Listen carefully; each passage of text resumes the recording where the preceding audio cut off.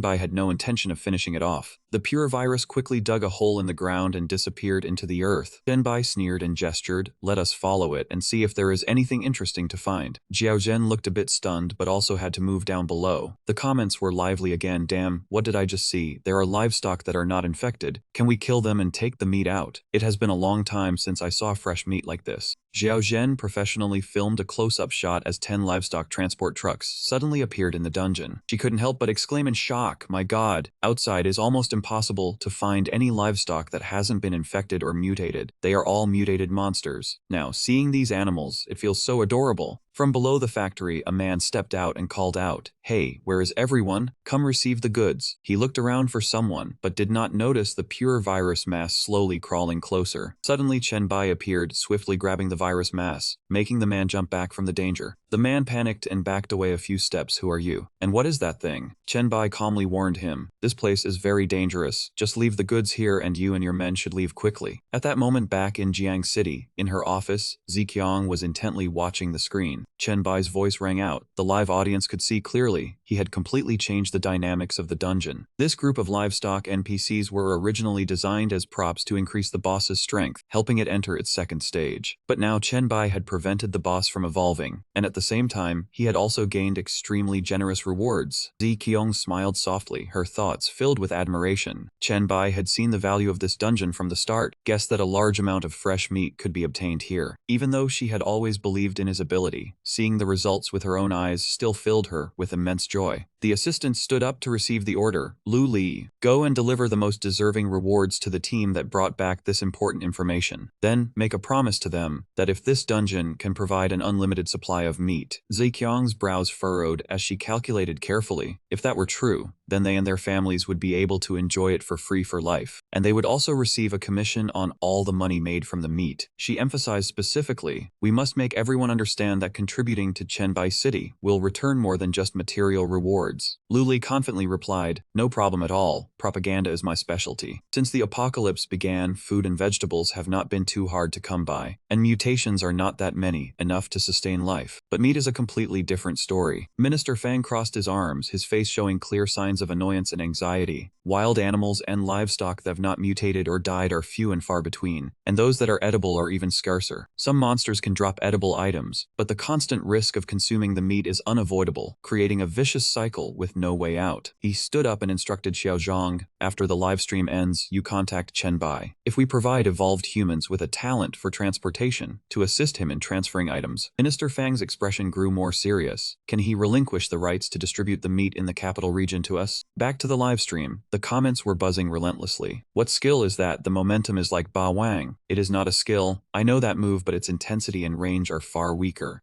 Bai smiled lightly in agreement. "The comments are right. This is just a small trick in controlling mental power." Xiao Zhen quickly noticed something was off and asked with suspicion, "No, that's not right. Why is there experience here? Could these animals be monsters?" Bai held up the pure virus mass in his hand and gestured, "Take a look for yourself." Xiao Zhen immediately spoke to reassure the audience, "Everyone, stay calm. I will explain this right away." She hovered in the air, panning her camera with sharp clarity across every detail. The camera focused on a bizarre chicken, named Death Rooster Grade C food material. A complete one can be used as food, and based on its quality and type, it will grant different temporary buffs. Long-term consumption of Grade C meat-type food can also permanently increase stamina. Its feathers can also be used as crafting materials if needed. Xiao Zhen exclaimed in astonishment, "Everyone sees this. Oh my god, this is a food-type prop. Have you ever seen one before?" On this side, Bai had decisively crushed the pure virus mass in his hand. A system notification appeared. "You have eliminated the viral aggregate. The level 18 boss successfully cleared the stage. You may leave the dungeon at any time."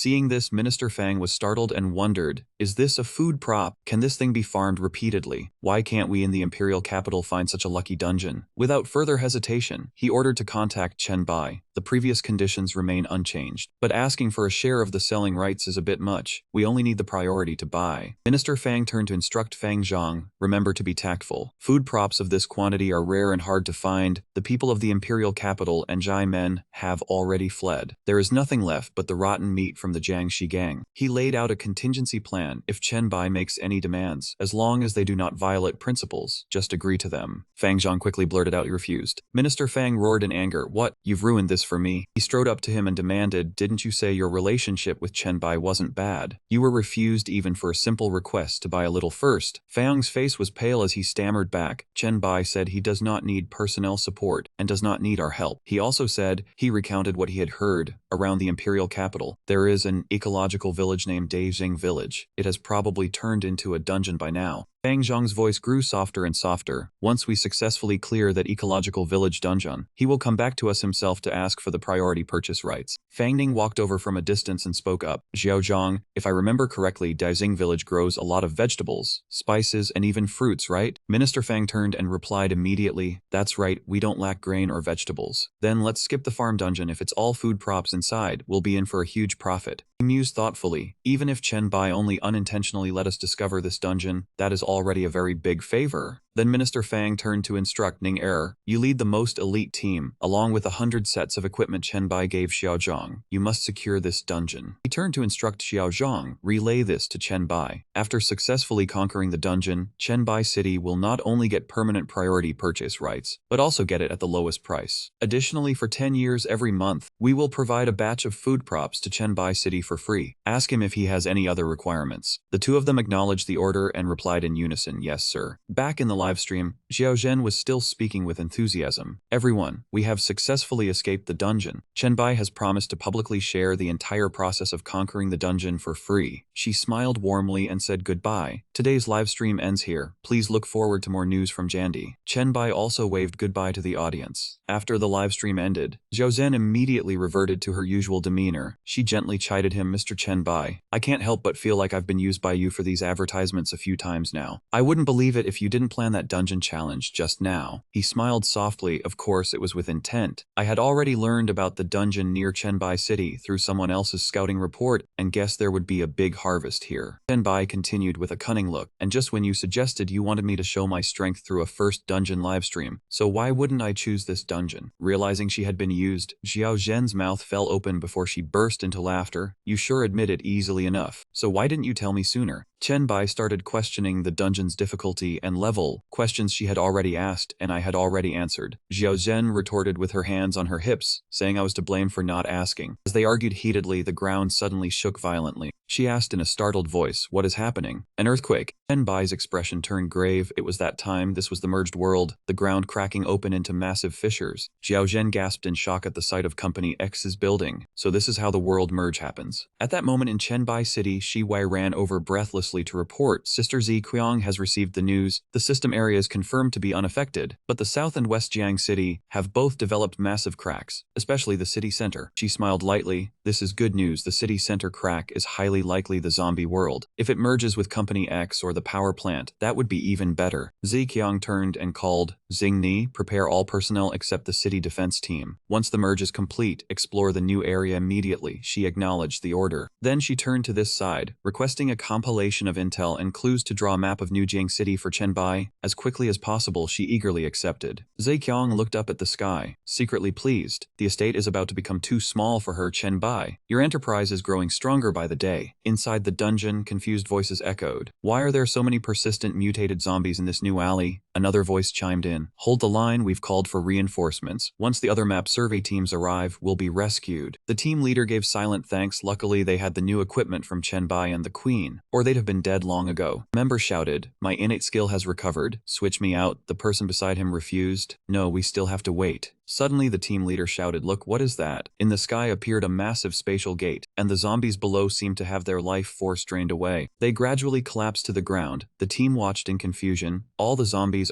their own bodies also began to evaporate. "This is bad, we've been caught in it too." Chen Bai jumped down and asked, "Is everyone alright?" He waved his hand and the gate closed. "Sorry about that, I'm not proficient with this skill yet, so I accidentally hurt you all." Chen Bai used his hand to draw out all the black energy. The team leader saluted politely, reporting to Chen Bai, "We are Jiang City Recon Squad 8, responsible for surveying the new Jiang City map. Thank you, Chen Bai, for saving our lives. No one is seriously injured or dead. We can continue fighting." Chen Bai smiled brightly and patted Tran An's shoulder. "No need to rush the survey. Safety is the top priority. You've all worked hard. Thank you for your contributions to Chen Bai City." He turned to leave, raising his hand in a wave. "Stay safe." They waved back. "Thank you, Chen Bai." In front of Chen Bai, he was now on the rooftop of a tall building. The system appeared: level up, current level 20. Title upgrade criteria met. The Zombie Hunter title is upgraded to A rank. World Tyrant A rank. All attributes plus 150. Critical hit rate against zombie monsters plus 30%. Skill effect plus 50%. Next upgrade requirement: eliminate 10,000 zombies, 10 creatures level 50 and above, 1 creature level 80 and above. Looking at the rewards, he smirked. Not bad, although it's aimed at zombies. All the current world monsters are zombies. Chen Bai brushed off his hands, thinking the dungeon merge is complete. The world has merged.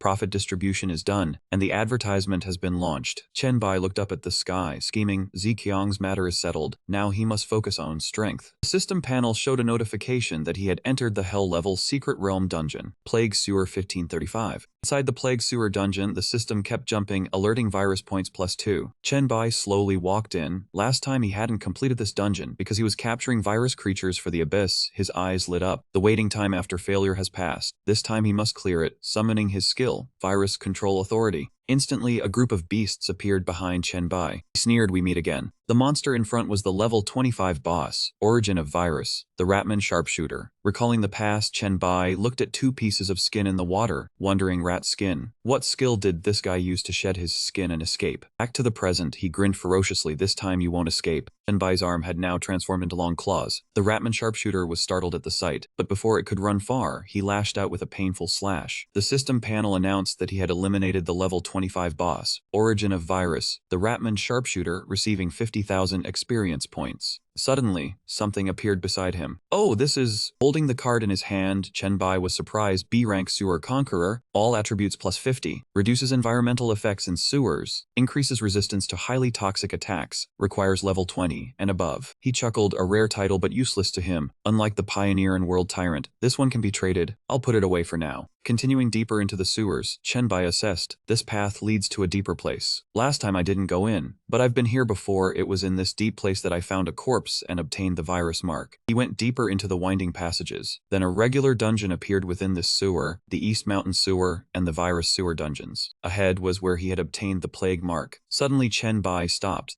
In front of him was a ghostly figure hovering, seemingly guarding a door beside it. Chen Bai went to himself. There's another gate? Opening the door and entering, it was a mysterious stone cave. The system appeared again. Absorb Plague Mushroom, plague points plus 30. Absorb Plague Mushroom, plague points plus 30. Watching the system panel jump continuously, Chen Bai thought to himself, the plague points are increasing even more. This might be related to this strange ore. His eyes suddenly lit up. Scanning around, the details appeared. Umbrella Mushroom, a mushroom from a special world, capable of continuously producing plague-causing fungi. This mushroom is favored by some special creatures, but is lethal to most other living beings. Chen Bai laughed with delight. Interesting. If I want to create a plague layer in the Abyss or build a plague kingdom, I'll definitely need this. So, you're coming with me. Suddenly a warning panel appeared. System, be aware that taking the umbrella mushroom will affect the integrity of this dungeon, possibly reducing the ranking and rewards. This startled him. Taking you now would be useless, so you should stay here for the time being. He continued to another room. Chen Bai wondered in confusion. What is this now? System panel appeared. Plague Spirit, level 30 boss, in the special Plague Forbidden Zone, a fusion of a dead soul and plague power. Strength 592, Agility 1368, Physique 13, Spirit 1782, Skills, Plague Shockwave, Plague Oscillation, Intangible Body. He repeated in a daze, Plague Spirit. It used Plague Shockwave to attack Chen Bai unexpectedly. He swiftly used his hand to block the attack. System notified him that he had been hit by Plague Shockwave, plague points plus 50. The Plague Spirit, seeing Chen Bai unharmed, scratched its head in confusion. The Plague Spirit continuously attacked Chen Bai without stopping. Conversely, he stood there silently, not reacting at all. A system notification appeared. You have been hit by Plague Shockwave Virus points plus 120. Seeing him still completely unharmed, as if nothing had happened, startled the Plague Spirit. Observing its reaction closely, Chenbai burst out laughing. Feeling embarrassed, it quickly turned its face away. At that moment, he gently spun the orb of light in his hand, and being too curious, it turned its head to take a look. Clearly, the Plague Spirit was completely attracted to the orb of light in his hand. Noticing his gaze, it was a little startled. In the end, the Plague Spirit decided to approach the orb of light to observe it, the expression on Chenbai's face making it unsure how to behave. He gently reached out and stroked the Plague Spirit's face, thinking to himself, a creature with very solid spiritual power, feels cold, requires force to penetrate, but the spiritual feedback it gives me is strangely warm. A sound from deep within the cave drew Chenbai's attention. He immediately moved forward to observe the situation, where the stronger aura emanated. Before him was the Rotten Insect King, a level 35 boss, a special creature from another realm, seemingly connected to some unfathomable secret. Strength 1547, Agility 2354, Physique 985, Spirit 985. Skills included Rotting Egg and Rotting Gas that absorbed life force. The moment he saw this Insect King, Chenbai was somewhat startled. He was surprised by its form, as its agility and physique were both far higher than his own. Just as Chenbai was not paying attention, the Insect King charged forward to attack. His expression changed instantly. It was fast. He immediately spread his wings and transformed into a demon. Chenbai angrily used his hand to push the Insect King back. Suddenly, the Insect King released a dense amount of poisonous gas. Everything happened so fast that he couldn't react in time. The poisonous smoke had already spread throughout the entire space. A notification appeared, saying he was hit by the rotting gas, and his virus points increased by 100. He chuckled in surprise. This plague power was not bad, truly worthy of a boss. At the same time, he activated Hell's Cry, also known as the Horn of the Plague Bearer. This equipment skill could control creatures with lower spirit power than his own, with the effect based on the quality of spirit power and attribute distance. Chenbai slowly advanced toward the Insect King. His power suddenly surged, catching it off guard. It decided to fly high into the air using its wings to maintain a safe distance from Chenbai. He calculated silently in his mind. Although the opponent's total attributes were stronger, its spirit power was weaker. Even if he couldn't fully control it, causing it to panic for a moment was certainly not a problem. As he stepped forward, sharp spikes continuously appeared on the ground. Even though the Insect King tried to dodge, it couldn't escape his grasp. Chenbai was feeling very satisfied. The time had come. Behind him, the undead was still watching the battle between the two. He was surprised to see Chenbai handle the Insect King in such a short time. Notification appeared, saying he had slain the level 35 Rotten Insect King dungeon boss and received 2 million experience points. Completing the Secret Realm dungeon allowed him to leave at any time. For the first time completion of the dungeon, the system asked if he wanted to publish a paid video. While Chenbai was still hesitating in thought, the notification changed again. The mission received by the Plague Sect had a brand new development. He immediately decided to open the mission. This was the SSS rank exclusive mission that the Plague Sect had been desperately searching for, their deity of fate. His contact with the desolate taboo in this place had drawn attention. They were frantically advancing towards this direction. In 15 days, the envoy of the Plague Sect would arrive at the desolate place to find the deity. The mission's objectives and rewards were both unclear. Chenbai noted this mission 15 days later. He said to himself, the objectives and rewards are both question marks, which means anything could happen by then. He smiled and thought to himself, on the other hand, it isn't that dangerous. He has an SSS rank profession, so even the Plague Sect would be extremely respectful upon meeting him. Chenbai began to absorb the Insect King's remains. He had originally planned to set out to find the people of the Plague Sect. This time it's good they are coming to him on their own. A notification appeared, saying he had absorbed a special plague creature. The authority of his calamity of being's profession increased, and all attributes increased by 100. He was somewhat surprised. His authority increased. This meeting with the people of the Plague Sect was even more secure now. Looking at the rewards before him, Chenbai was puzzled. There was a skill book and an egg. In front of him was an A-rank Rotten Insect King pet egg, a battle and mount type pet. The hatching method was to drip his own fresh blood onto the egg. He nodded in approval. A super rare pet egg, not bad. But riding such an ugly insect into battle. Chenbai sighed and said to himself, maybe I'll just skip it. The system had also taught him the A-rank mushroom healing method. The mushroom spores could heal various wounds, with effectiveness based on his own physique and spirit power, and a 10-minute cooldown. Chenbai nodded in satisfaction. Although his own healing ability was extremely powerful, he truly had no means to heal others. This was considered not bad. He sat down and asked the system, if I take it away, it will affect the dungeon just like taking the mushroom, right? The system reminded him to note that taking the plague spirit would affect the dungeon, lowering its rating and benefits. He observed the tiny spirit ring on his hand. He smiled and instructed it, then you stay here for now. I'll come find you when I'm free. System notifications were sent to other players, saying that the Evolver Chenbai from the Dragon Kingdom had cleared the level 35 Plague Sewer Secret Realm dungeon on Hell difficulty. The clear video had been released for free. The Hell difficulty dungeon that Chenbai cleared seemed quite easy. Warrior Water Monkey commented that this dungeon looked terrifyingly easy, completely not understanding what was so hard about the Hell difficulty. I was born to deal with insect damage. If there was something to deal with spirit entities, I could lead a team through this dungeon. Hi like Jiangcheng replied, kid, I'm from Chenbai's city. I advise you to watch the video before talking nonsense. After thinking for a moment, the player decided to display the status notification window. Continuous notifications appeared, saying he was attacked by the virus, his physique was continuously dropping, and the expressions of the players suddenly changed. A comment from Hai Lai Jiangcheng appeared, saying this truly is hell difficulty. My stamina drops by 1 point every second. How many seconds can you all last? Didn't you say you could clear the dungeon? Moreover, look, I'm wearing the same plague equipment as Chenbai without the set. My physique would drop by up to 5 points per second. Warrior Water Monkey was extremely puzzled. So how many physique points does Chenbai actually have to be strolling around in that dungeon? Longnian Kyokuo found it hard to believe, saying my stamina can't last 3 minutes. Back in Ziqiong's office, Chenbai was still relaxing. He chuckled in amusement. This brother Hai Lei is probably from our guard team. It's good to remind everyone to prevent some brainless fool from going in and not coming out. Ziqiong walked inside and praised him. Well done being able to map out the unified Jiangcheng so quickly. Leng Shuang, what are the current casualties of the exploration team? Soon as he saw her, Chenbai stood up and waved, saying hello. She hurried towards him. Chenbai, you're back. I saw the notification about clearing the plague sewer. Congratulations on getting another hell difficulty dungeon. Ziqiong smiled and said in a cheerful tone, congratulations, Chenbai. Leng Shuang on the side also stepped forward and bowed, congratulations, Master Chenbai. Shi Wei looked at him with admiring eyes and said, congratulations, Chenbai. Seeing that everyone had congratulated him, Songji hurriedly spoke up, congratulations. Chenbai nodded and reminded everyone, alright, let's get to the main business first. Songji, come here. She looked confused and placed her hand on her chest. Do you mean I don't have any main business to do? He smiled and asked her curiously, tell me, what is your main business? Songji said in a firm tone, of course, it's to become the strongest in the world. Chenbai was slightly taken aback. Is that so impressive? His tone was somewhat indifferent. If that's the case, then I can't let you surpass me. Sensing something was wrong, Songji asked Chenbai, are you really leaving? Where are you going? She continued to remind him, you just cleared a hell difficulty dungeon. You should at least rest for 2 days. But Chenbai didn't explain anything, he just waved goodbye. Songji let out an annoyed huff. He's leaving again, who knows when he'll be back. Compared to women, we're more like his high-level management team. She was a bit sulky. I want to go grind dungeons too. One day I'll be stronger than him. Feeling it wasn't enough, Songji clearly declared, when that day comes, I'll have Chenbai locked up, make him beg and submit to us every day. Suddenly he appeared in front of her. So after becoming the strongest in the world, this is what you want to do? Songji was surprised. Didn't you already leave? He stepped closer to her and reminded her, that's nonsense. I'm going to discipline you properly right now. Remembering her previous words, she was extremely embarrassed. And Chenbai took her away to deal with her. Songji could only cry and wail, Mom, save me. Shi Wei awkwardly turned her head and asked, Sister, what should we do?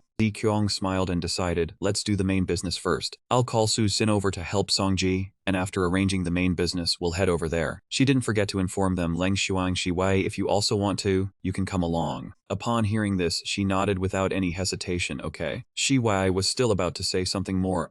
Early the next morning, Leng Shuang and Shi Wei were still deep in sleep. Chenbai on the side had already woken up at some point. He closed his eyes tightly, focusing his thoughts. On his hand, he had already put on the ring to enter another space. As soon as he saw Chenbai, Satan cheerfully spoke up. You have arrived. The ring has been sealed for a few days. It seems your strength has increased considerably. Chenbai smiled and reminded him not to flatter. Remember what you once said about the hell having many inheritances left behind. With my current strength, can I go down there and obtain them? Satan proudly replied, the inheritances include the authority of the 6 sins and the power of spiritual deception. With your strength, you can try to seize the authority of greed and sloth. Chenbai felt something was off. 6 sins, isn't it 7? And what is spiritual deception? Satan patiently explained, among the 7 deadly sins, the authority of slayings lies in the hands of Mecanthus. I only have a small, insignificant portion. He smiled and continued, spiritual deception was originally my profession, weaker than the 7 deadly sins. If there is a chance, I will reclaim it. Chen Bai nodded and decided, all right, I will go prepare. He also reminded, when going down to hell, most of your restrictions will be lifted. I hope you do not disappoint me. He excitedly replied, Chen Bai, I will not deceive you, you can have absolute trust. Returning to the real world, Chen Bai calculated that this trip would not be easy. He needed to strengthen his abilities. He had accumulated many virus points from merging worlds. He eagerly said, come on, skill points. That night Chen Bai set foot in hell. He quietly observed the vast land before him, a land of darkness and wickedness. Looking around, he noticed the small houses of the demons. This is the 10th abyss layer. Chen Bai realized the first city was about to be completed. He suddenly felt eager, wondering how much of a commotion leveling up would cause. This place seemed like a safe choice. Chen Bai decided to start leveling up with the Radiant Song virus, so he opened the interface panel for this virus. The initial awakening had reached 100%, but the basic awakening was only at 50%. He calculated his current virus points had exceeded 10,000, and his T-virus points were over 1,000, so he would first max out the basic awakening. The system reported that 9,750 points of Radiant Song virus attributes had been consumed, and the Radiant Song virus had completed its basic awakening. New skills unlocked included Sharp Claws with Ground Strike, Heavy Hammer with Mighty Ground Quake, Immovable Forest Shield, Muscle Enhancement, Long Whip sweeping 1,000 troops, Sharp Weapon with Dual Chain Blades, Full Body Armor, and Unobstructed Speed. Chen Bai was satisfied to realize he had already unlocked speed earlier, and was now just combining the wall climbing skill and aerial dash. The system reported that the basic awakening was complete, all attributes increased, and a new advancement awakening bar appeared showing 0%. Chen Bai was surprised to see a new awakening progression. He found it interesting. After basic awakening there is an advancement awakening. It seems there will be things to focus on later. He continued to look at the evolution section for the T virus. The system showed the virus could evolve into a C virus, allowing the host to mutate infinitely according to the environment, but the mutation direction could not be fully controlled, requiring 3,000 evolution points. Another option was focused psionics, burning mental energy to strengthen into a T virus, unlocking a diverse psionic skill tree. Reading this, Chen Bai smiled. Of course he would choose to strengthen psionics. His weakness was a lack of mental manipulation skills, and he did not want to turn into an unknown monster. Thinking of the scene of the T virus turning into a monster, Chen Bai decided to choose focused psionics. Suddenly feeling something, his expression changed. The surge of power was unbearable for Chen Bai. He tried to stay calm but was helpless. The system reported that the virus had evolved. Mental energy increased by 350. Permanent dynamic sense increased by 40%. And the effect of psychokinesis increased by 100%. Chen Bai still found it hard to believe. His body staggered. Fortunately, he managed to stay standing. He wondered why leveling up the Radiant Song virus was so uncomfortable. Looking at the stat panel, he saw mental energy had become the highest stat at 1,800 points, surpassing other attributes by several hundred. He smiled in satisfaction. Next was to raise the common stats. There was no better choice. The information for leveling up the innate authority of the Monarch virus appeared, requiring 10,000 virus points, increasing virus absorption by 100%, expanding the range by 10 meters, gaining additional virus points, and suppressing and controlling low-level viruses. Chen Bai was extremely satisfied. The ability to judge and level up the range was truly powerful. If it eventually covered all viruses, fungi, and bacteria, then it would be close to a god. He thought about how the flu had evolved into tuberculosis. Both its spread and negative effects increased. If he upgraded other viruses further, the lethality would only grow higher. He got to work. Alright, level up the speed, it can begin. Chen Bai summoned the Hell Gate in front of him. It could open a path down to hell with a cooldown of 10 days. Without hesitation, he slowly stepped inside. Satan was extremely excited beside him because of the familiar scenery. He suddenly felt disappointed as he realized this was just the path leading into hell, not yet his home. Chen Bai was about to continue when the system reported a new quest had appeared. The system confirmed that Chen Bai had accepted a Stage 1 SSS rank quest. The goal was to conquer hell and obtain the authority left behind by the demon Satan, including finding sloth and greed. The rewards were still unclear. He could not wait any longer. Very well, then let us begin. Looking at the scene before him, Chen Bai was surprised. So this is hell. Satan was also puzzled. Yes, but what is that red light beside the sun? Is it a moon? Since when did that appear? Chen Bai slowly moved forward. It seems your knowledge of your homeland is outdated. He scratched his head in embarrassment. It has been too long since I left. He turned back to ask, so do you remember where greed and sloth are hidden? Satan answered firmly, of course I remember. The closest one is greed. He pointed into the distance. The authority of greed was divided by me and scattered across the Earl-level fortress cities throughout hell. Satan enthusiastically continued, in the city there are special creations called the paths of life and death of hell. Each path is different. Overcoming the trials will grant the authority of greed. He turned to look at Chen Bai. You can use the Hell King's ring to guide you to the authority of greed. Chen Bai nodded, then I will disguise myself a little and enter the city. He quickly used the transformation equipment Hell, the forest of the shepherd. Satan turned to praise, this equipment is truly thoughtful. It makes you look more like a demon, and the robe is not flashy. He nodded and said, I am ready to enter the city. Looking around this place, Chen Bai thought to himself that hell was much more prosperous than he had imagined. He noticed that there were many different species of demons here. Looking at the flying carriage in the sky, Chen Bai was surprised to feel an extremely powerful aura. The demon pulling the carriage was at least level 70, on par with a saint. His expression gradually turned serious. If the carriage puller is that strong, the person inside must definitely be at the emperor level, or even a god. Chen Bai turned to ask Satan, do you recognize who the owner of this carriage is? Looking around the city, Satan commented that this place was full of sculptures and blood-red patterns, and there were quite a few magazines.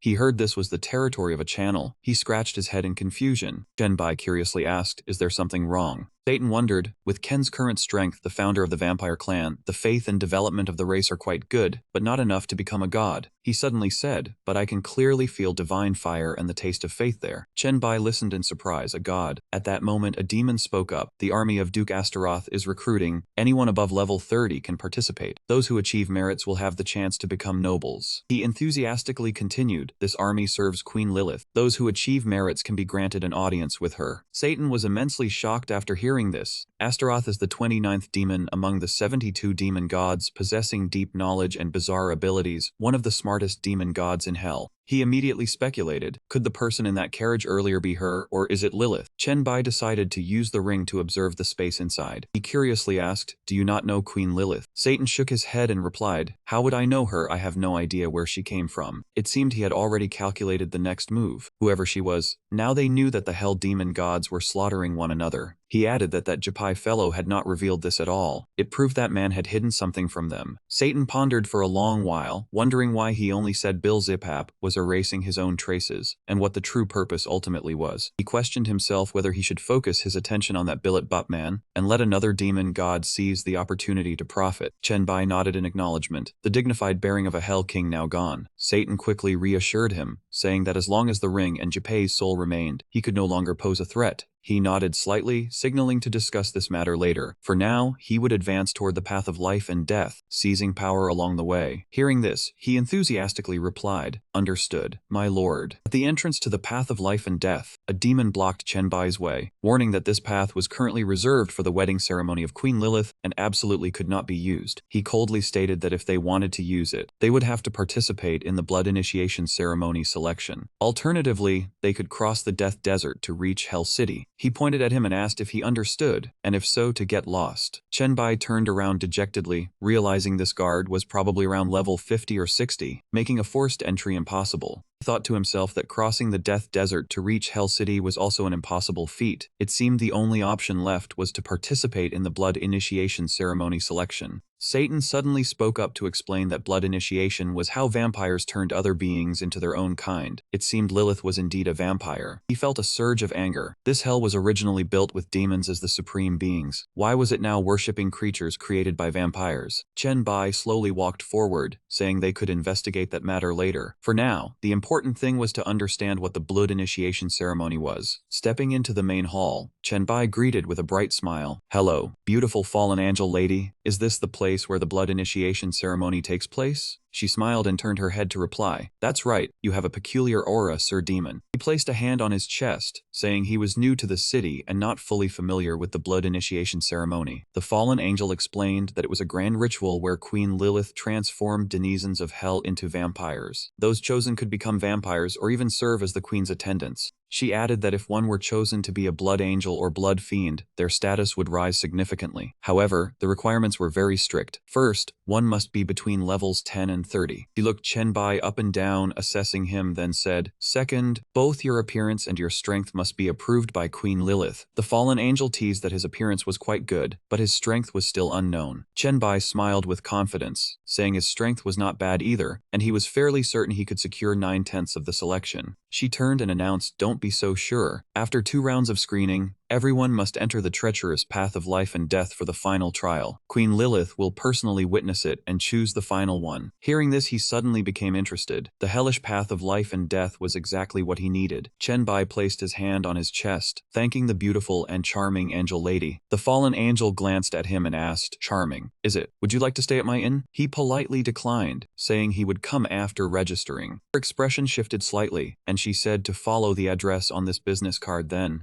Chen laughed and took the card, saying there was no problem. He thought to himself, so she was just pulling in customers, which was a bit of luck. He quickly arrived at the registration area. A bored demon called out, "Next, Duornum 4521. As Chen stepped in, the demon pointed to a stone and told him to place his hand on it to test his bloodline. He slowly extended his hand toward the stone in front of him. His expression suddenly turned serious. Seeing the result, the demon was extremely satisfied. A human and demon bloodline, and with such a high purity. He told him to remove his hood so they could record his appearance. All the demon's expressions changed instantly, stunned by the magnificent demon horns on someone bearing the demon bloodline. They gleefully remarked that he would surely meet Queen Lilith's physical requirements. The demons quickly took notes, saying that today, the registration office on Dalahua Road had 2 people with human bloodlines register, both with outstanding appearances. Rika Bai and Queen Lilith would certainly be pleased. Hearing those words, Chen Bai froze. He awkwardly realized that wasn't that Han Xiao's younger sister. Soon enough, Chen Bai had his approval slip in hand, which read, Level 20 excellent strength, perfect appearance, average height, perfect physique, perfect bloodline. He looked at the information with slight regret. Average height was about right, as his opponents were all demons 2 to 3 meters tall. After a moment's thought, he carefully tucked the slip away. Satan beside him asked, "The next round begins in 3 days. Are we heading to that fallen angel's inn now?" He gently advised him not to worry. Sensing something was off, he quickly retreated. "My apologies, my lord." Chen Bai told himself he had 3 days left, so he would stroll around the city. The gold coins from the trials were widely accepted, which was convenient. He decided to take a walk around the area, then head into Gai Meng's treasure shack. Stepping inside, he immediately looked around curiously. Unexpectedly, an item on the table caught his attention. Chen Bai was puzzled. This was an immortal phoenix feather, priced at 300,000 gold each at the Li Du shop. Even selling his house wouldn't cover it. The feather radiated a mesmerizing color. Chen Bai was curious. There was no price tag here, so he wondered how they'd business. After a moment's thought, he spoke up, "Boss, how much for one immortal phoenix feather?" Hearing a customer, Gai Meng stepped out, surprised by his question. "Immortal phoenix feather?" The moment he saw Gai Meng, Chen Bai was utterly shocked. She sat down gracefully across from him. "I want to promise that you will unconditionally fulfill one request of mine in the future. How about it?" She looked at the immortal phoenix feather on the table. "However many you need, I'll give you that many." Gai Meng added that this request was guaranteed to be within his ability, and would not harm his personal interests. She asked if he agreed. Chen Bai suddenly proposed, 100. "Do we need to sign a contract?" He smiled calmly, "Of course not." A moment later, Gai Meng placed a box before him. "Here are 100 immortal phoenix feathers." He found it hard to believe something this good was happening. Chen Bai continued using his observation skill to check for anything unusual. Upon closer inspection, it seemed Gai Meng wasn't lying at all. This pleased him. All 100 feathers, the box, and the lid, none of them held any traps or seals. This time, Chen Bai agreed. "All right, I accept." She smiled cheerfully. "Thank you for your patronage, sir." Stepping outside, Chen Bai found it amusing. This bore some resemblance to an Li Du investment. He nodded in approval, thinking that if all demons conducted business this way, it would be quite interesting. A while later, Astaroth unexpectedly walked into the shop. Gai Meng turned her head in annoyance. "Astaroth," she announced as soon as she entered, "Queen Lilith has sensed your presence in the treasure shack. She wishes to invite you and His Highness, the Duke, to attend the blood initiation ceremony." But she coldly refused, stating that Hell accepted the blood race and Queen Lilith was to deal with their enemies. Her voice turned unpleasant. Not for Lilith to ascend the throne and expand her followers and subjects. Saying this, Gai Meng turned around, emphasizing to Astaroth that she must always remember her place. She reminded her sternly, "You are a demon god, not a subordinate of those vampires." Hearing this, Astaroth wore a regretful smile. "Then what a pity," Gai Meng calmly replied. "My lady, there is nothing to regret." Her body slowly began to fade, and she spoke, "My brother has matters waiting for me. I cannot stay any longer." Disappearing right before her eyes infuriated Astaroth, who muttered a curse, "Bitch." She flashed a cruel smile, thinking that if it weren't for the Duke backing her, she wouldn't have shown any respect. Thinking about what had just happened only fueled her rage. Astaroth unleashed all her fury through flames. The demons around saw the scene and panicked, scattering in chaos. Sensing something unusual, Chen Bai turned around. Astaroth Astaroth muttered to herself. How annoying, she needed to find something to entertain herself. Chenbai's figure suddenly appeared right before her eyes. After thinking for a moment, she suddenly remembered the rare half-demon, half-human registrant from today. In the room, Chenbai suddenly remembered Gaimeng. The promise of not needing to sign a contract made him find it more and more strange the more he thought about it. Countless unusual events came rushing in, along with the flames that had flared up on the street earlier. Chenbai pondered, if he had been a beat slower back then, he would have been swept into that wave. A knock sounded at the door, and before he could react, the fallen angel had already stepped into the room. He smiled at him. I heard them describe you and recognized that you had arrived. Chenbai asked calmly, what's the matter? She excitedly approached. Shopping all day is tiring. Would you like to relax? This place has demons and spirits that are very good, even fallen angels. Chenbai coldly refused, not interested. Please don't let anyone bother me.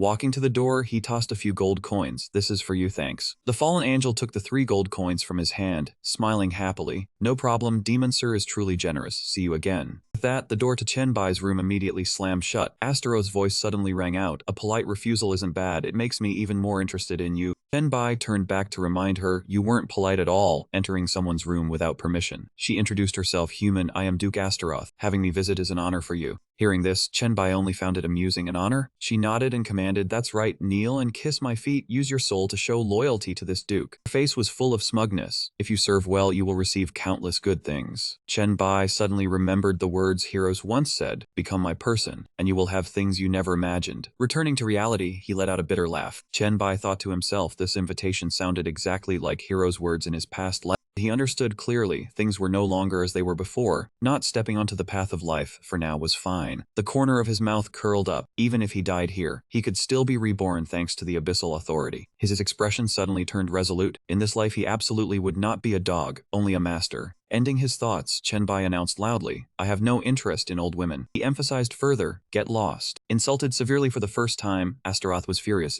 What did you say? Chenbai calmly repeated, I said get out. She was about to cause a scene here when suddenly a voice called out. Lilith's voice rang out, Crimson Flying Peak, come here at once. Astaroth hurriedly stood up, understood, her attitude immediately turning obedient, revered Queen Lilith, I will be there right away. Before leaving, Astaroth suddenly launched a surprise attack. Chenbai sensed the danger, his expression changing instantly. Fortunately, he managed to block the attack in time. Wasting no time, Astaroth quickly vanished from the place. About 10 minutes later, Chenbai barely managed to stand up, thinking to himself that the target he had just fought had been let go immediately. He couldn't help but be astonished. Truly a demon god from hell, using just one hand had such terrifying power. He realized she had no intention of killing him. The flames never spread inward, she only wanted to torment him. While Chenbai was still thinking, Astaroth's figure appeared again, smiling as she reminded him, human, this is a lesson, pray that you pass the initiation ceremony, otherwise, I will show you the consequences of injuring me. After saying this, she completely disappeared. Chenbai found it hard to believe. Was it because he was a participant in the initiation ceremony that she showed mercy? Thinking again, it was fine, at least before the ceremony ended. She wouldn't bother him. On the other side, Astaroth transformed into an owl and flew towards the magnificent palace, the place known as Crimson Flying Peak. She slowly entered the grand hall. All the demons around knelt in reverence. She bowed her head devoutly, revered primordial blood lord, queen of crimson flying. Saying so, she looked up, eternal blood moon queen, mother of the primordial blood race. Her current attitude was completely opposite to her arrogant demeanor earlier. Your loyal follower offers the highest respect. Lilith calmly declared, this time I summoned you all because I have a premonition. Her expression turned serious, the abyss, it has a master. As soon as the words were spoken, all the demons were extremely shocked. What? How is that possible? How could any creature pass the abyssal trial? Astaroth beside her asked, Great Queen, could this be related to the news Jipai brought not long ago? She continued, Satan's recovery, all of this might be caused by him. Jipai beside her firmly retorted, Duke Astaroth, I am certain that Lord Satan did not truly resurrect but merely possessed a human. With his current state, he cannot accomplish anything major. Hearing this, Lilith nodded and spoke, it is indeed not Satan's doing, but it is related to him. She continued her analysis, from the blood moon phenomenon, I sense the abyssal authority residing within the human that Satan possessed. Suddenly, Jipai noticed the image of Chenbai, it's him. Astaroth turned to look at him, that's right, almost forgot. Duke Jipai was killed by a mere mortal holding the abyssal authority, and even had his soul extracted by the Hell King's ring, only relying on Lady Lilith to restore his body. Hearing this, he angrily retorted, Queen Lilith, no matter what, I and my entire legion have always stood by your side. Lilith nodded in satisfaction, I have never doubted your loyalty. He continued gathering information. What needs to be found out is why Satan depends on that human. Along with the new Abyssal Lord's attitude attitude towards Hell. Jipai smiled and shared what he knew Queen Rika can take on the task of gathering information. Lilith nodded in confirmation. That's right. Rika carries human blood from Earth, where the divine demon trial takes place so she can return at any time. Her eyes calculating, after the initiation ceremony ends and she receives my first embrace, have her go find out everything. Jipai agreed. Rika's human brother has a good relationship with that person. We will surely understand his attitude towards Hell. He suddenly became expectant. Who knows, that person might even be able to serve Queen Lilith, helping you achieve your grand ambitions. Lilith continued her instructions. I heard that another human bloodline has registered to participate in the initiation ceremony. If he passes the selection round, have him cooperate with Rika to complete the mission. In the room, Satan asked worriedly, you just sealed the ring less than half an hour ago, and you've already been through so much. He thought for a moment. I don't understand Lilith, but I know the shopkeeper who reported Jimong is Jimong herself, the 56th demon god of Hell. Smiling as he recounted, her ability is to divine the past and future, even holding a portion of the authority over fate itself. Satan approached Chen Bai. She must have foreseen your glorious future, which is why she wholeheartedly begged for your promise. His face excited. She will bring more benefits in the future, because that girl is like a dragon, liking to collect treasures from all over. Chen Bai nodded in understanding. If she has no ill intentions, then I'm at ease. Astaroth probably won't cause trouble either. Next is just waiting for the second round of the test. Chen Bai turned around and suggested that during the 3 days of waiting, he would lead people to scout the current situation of Hell, such as investigating the message Lilith sent to Bill Zepup. He looked at him with sparkling, grateful eyes, thanking the Great Lord. 3 days passed. The demon called out, Contestant 0, ID 0104, Fire 21. Please enter Secret Realm number 13, a level 2 secret realm. Chen Bai slowly stepped into the blood-soaked square. The demon announced that Secret Realm number 13 was for those who had not yet completed their second class change, with levels ranging from 21 to 30. Once inside, he would fight alongside the remaining 9,999 participants. Gave a knowing smile until the last 3 were determined. Seeing Chen Bai, James spoke in surprise. This was the human bloodline bearer at level 21, the lowest level in a level 2 secret realm. Sitting deep in the square observing, James thought to himself that if he died here, there would be no one left to cooperate with Rika in completing Queen Lilith's mission. Jipai smiled reassuringly. It's fine, with Rika's strength she doesn't need anyone's support. Noticing his gaze, James felt a bit helpless. I know you have your eye on Rika. Just then, Astaroth suddenly walked over. When he registered, he was only level 20,